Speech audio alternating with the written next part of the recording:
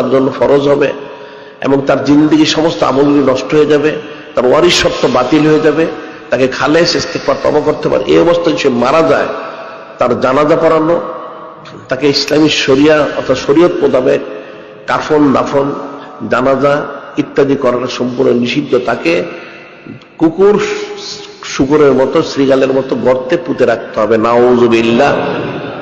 এটা হচ্ছে শরীয়তের ফয়সালা, এটা মনে রাখতে হবে। এটা আশুরা মিনাল মুহররমের দিকে ভালো করে স্মরণ রাখতে হবে যে আশুরা মিনাল মুহররমের আমলগুলি কি। এর মধ্যে এটা একটা আমল এবং এই বিষয়টা আকীদারা বুঝে নিতে হবে যে পয়লা বৈশাখ বা অন্য কোনো নওরোজ এটা পালন করা মুসলমানদের জন্য কখনো জায়েজ নেই। এখন সেটা ব্যক্তিগতভাবে করুক আর সরকারিভাবেই করুক না কেন, কারোর জন্য সেটা জায়েজ নেই। এখন এরা গণ্য মূর্খ, আমরা সেটা আগেও বলেছি, এরা বলে থেকে পয়লা বৈশাখ হচ্ছে বাংলা সন। আসলে কিন্তু এটা বাংলা সন না। বাদশাহ আকবর করেছিল এটা ফসলি সন।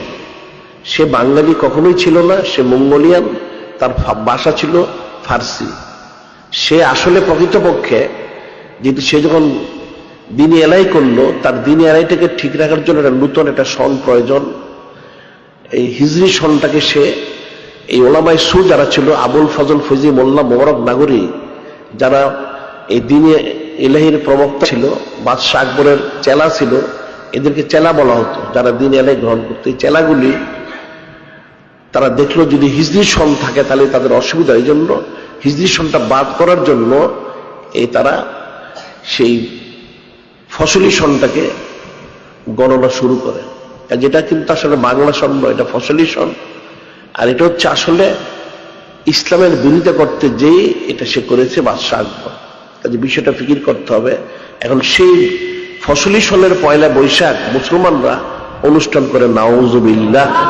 এটা হচ্ছে এমন যেমন সে স্পেনে যখন মুসলমানদেরকে তারা জুলুম করলো, মসজিদের মধ্যে বন্ধ করে আগুন দিয়ে মুসলমানদেরকে জ্বালিয়ে দিল, সেটা ছিল এপ্রিল মাসের 1 তারিখ। সেই তারিখে তারা করেছিল।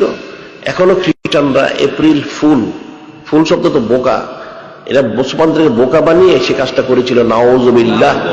এখনো তারা কিন্তু 1 এপ্রিলে মানুষকে ধোঁকা দিয়ে থাকে, দিয়ে এই বিষয়টা তারা পালন করে। মুসলমানদেরকে তারা যে কষ্ট দিয়েছিল, আগুন দিয়ে জ্বালিয়ে পুড়ে শহীদ করেছিল, সেটা তারা আবার অনুষ্ঠান করে পালন করে থাকে, নাউযুবিল্লাহ।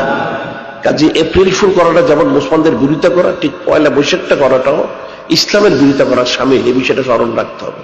এখানে আকায়েদের মাসালা রয়েছে, যে বিষয়টা খুব সতর্ক থাকতে হবে, প্রত্যেকে এটা স্মরণ রাখতে হবে। পয়লা বৈশাখ পালন করা কুফরি, শিরকি, হারাম, নাজায়েজ, বেদাত, গুমরাহির অন্তর্ভুক্ত, এটা মনে রাখতে হবে।